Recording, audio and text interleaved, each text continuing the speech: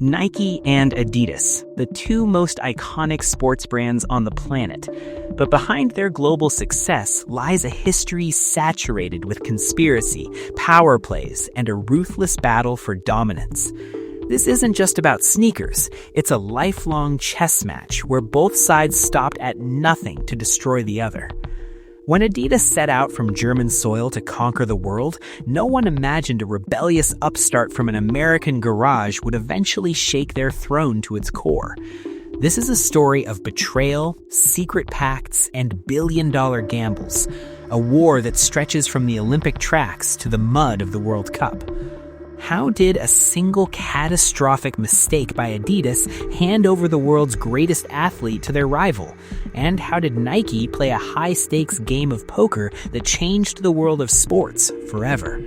Prepare yourself, because this is the insane true story of the greatest corporate rivalry in history: Nike versus Adidas.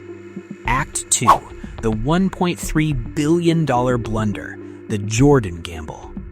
The year is 1984. A young, skinny basketball player named Michael Jordan is sitting in a boardroom. He isn't at Nike, he's at Adidas.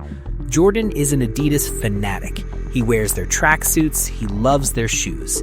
He tells the Adidas executives, "Give me a deal and I'm yours." But Adidas, the undisputed king of sports, looks at this rookie and scoffs.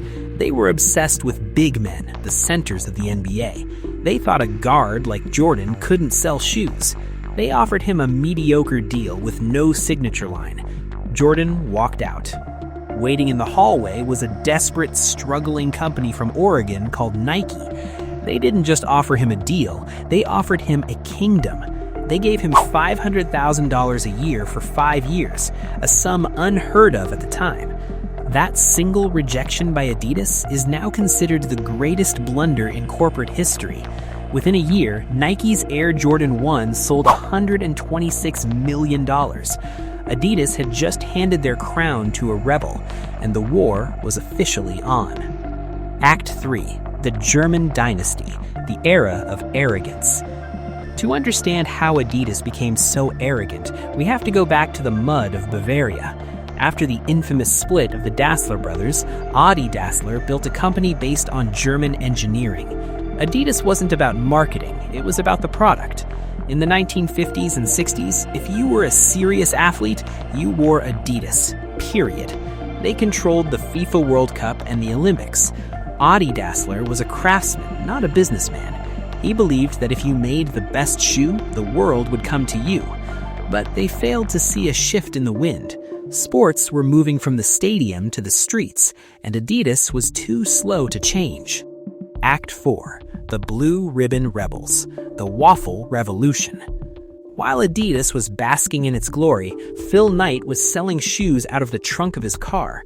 Nike, originally Blue Ribbon Sports, was a mess. They had no money, and their bank was constantly threatening to shut them down. But Phil Knight had a secret weapon: Bill Bowerman.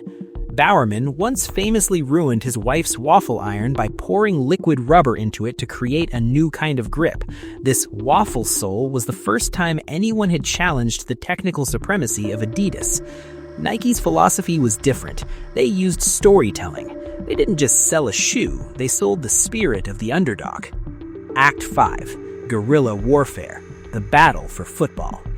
By the early 90s, Nike had conquered basketball, but they were nobody in the world's biggest sport, football. Adidas laughed at them. To Adidas, Nike making football boots was like a fast food chain trying to cook a 5-course French meal. In 1994, the World Cup came to the USA. Nike couldn't get the official sponsorship. Adidas had that locked down. So Nike committed an act of guerrilla warfare. They bought up every billboard around the stadiums. They sponsored the Brazilian national team for a staggering $160 million. Suddenly, everywhere you looked, you saw the swoosh. Even though Adidas paid for the official rights, the world thought Nike was the sponsor. It was a masterclass in psychological sabotage. Act 6, the modern frontier, technology and hype. Today, the war is an arms race of technology and hype. Adidas released Boost, the most comfortable foam ever made. Nike responded with Flyknit, a shoe made of a single thread. The rivalry became so intense that spies were sent to each other's headquarters. Designers were poached with multi-million-dollar signing bonuses. Adidas made a genius move by partnering with Kanye West for the Yeezy line, but Nike responded by turning their Snickers app into a digital empire of hype and limited drops. Act 7. Conclusion. The finish line. In the world of business, there is no finish line. If Adidas hadn't been so arrogant in 1984, Nike might have stayed a small running company. They are two sides of the same coin. One represents the precision of the past, the other represents the ambition of the future. As long as humans have feet, this war will continue. Every time you just do it, remember that someone in Germany is working twice as hard to prove that impossible is nothing. You're watching Framework Prime. If you want to understand the systems that build empires, subscribe, because the next revolution won't wait for you.